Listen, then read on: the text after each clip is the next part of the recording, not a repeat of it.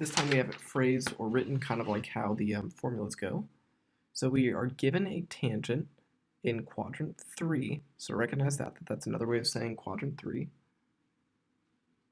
That means I'm going to build a triangle where that's true. So if I have something in quadrant 3, that looks like that.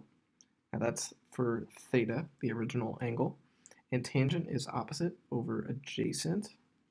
Now be careful here because tangent was positive, and this 7 and 24 are positive, and dividing them will give you positive 7 over 24, but how did you get to quadrant 3? You moved to the left, so make it negative, and you moved down, so make it negative. So the reason you don't see any negatives in your tangent is because when you divide an opposite negative by an adjacent negative, you cancel your negatives. All right, so be really careful about that. That might matter later. And I'm going to go ahead and spoil the Pythagorean theorem. You're looking for the hypotenuse this time, so it's going to be 7 squared plus 24 squared equals c squared. The negatives won't really matter because squaring them turns them positives anyways, and you should end up with a 25 for your hypotenuse. Hooray! So cosine of our theta triangle, our original angle, is adjacent negative 24 over hypotenuse 25. Now we're good to find the half angle for cosine. Cosine of that half angle is going to be either the plus or the minus square root. Let's think about that. If I have something in quadrant 3, I'm going to end up in quadrant 2, and cosine will be negative, so negative on the outside. And now I'm going to have 1 plus cosine of the original, which also has a negative in it again. I know it gets wacky, over 2. And let's see here. Again, as usual, you're going to end up with 25 over 25 to match the denominator, minus 24, so you'll get 1 over 25 divided by 2.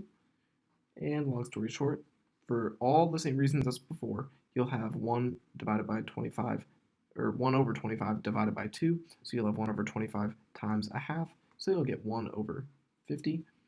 Now this time, let's see here, we have negative, and 1 does root to 1. Root of 50 roots to 5 root 2, because in other words, 50 is 25 times 2. Now the 25 roots, but the 2 doesn't. So this would be a way to write your correct answer, but it hasn't been rationalized yet. In fact, it would probably accept this as well. But if you want to fully rationalize it, you would write, let's see here, negative root 2 over 10, because you're going to move that to the top, keep the 2 on the bottom, and then the 5 and 2 will multiply.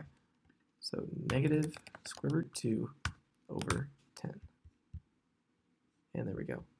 Now just to see it here, it does look like, I'm sure it would, root 1 over 50. It would accept that formatting as well, and it does. All right, and let's see here. Let's do just one more question. Let's find tangent using our half angle formulas. All right, so one last tangent question, and this time they gave us secant, and they also told us that that angle is in quadrant 1. So when I have something in Q1, I'll end up in Q1, so that's nice. So in other words, that means the answer is going to be positive also, but here's the other good thing. If you look at your tangent formula actually doesn't have a plus or minus in it. You don't need to determine it by knowing where your half angle is going to end up. Because of the way tangent is formed, you actually just need to make sure you set up that original triangle correctly, because as long as you set that up correctly with all the signs, tangent will take care of itself. You don't need to make that final adjustment by knowing where the angle is going to end up. You just need to make sure you map sine and cosine correctly for the original information. So let's see what they gave me. They gave me secant. Now, if they give you that secant is 6, that's another way of telling you that cosine is 1 over 6. Because remember, secant is cosine flipped. So 6 over 1 becomes 1 over 6. And 6 over 1, because any whole number is really over 1.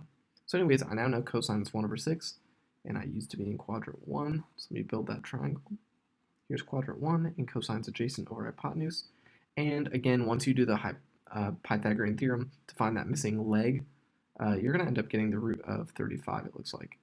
Now that means that sine of this original triangle is going to be opposite root 35 over 6. So now I know sine, now I know cosine, now I can find tangent of theta over 2. Now the other thing here is we have options for which one we want to do. Based on what I have here, I'm going to use this second formula, and you might be wondering why I'm choosing that one. Well, I'm choosing that one because that means the term that has the root, sine, is already going to be in the numerator, so I won't need to worry about rationalizing because I already put the term with the root in the numerator. So that just seems like the better way to go for me. So I'm going to have root 35 over 6 all over 1 plus cosine, which is 1/6. Now, once again, that's going to be different because of how it shows up, but it's mostly the same premise. We've got a 1 plus a fraction, so we're going to call this 6 over 6. We'll end up with 7 over 6. Now, when you keep change and flip these, when you do root 35 over 6 divided by 7 over 6, and then you keep change flip it, you're actually going to end up with root of 35 over 7 because those 6's are going to be on opposite sides and what I call cross cancel. So it looks like the answer is root 35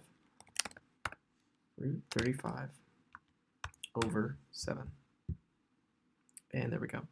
So practice these. Hopefully you watch this video through, and I do think it'll get clearer.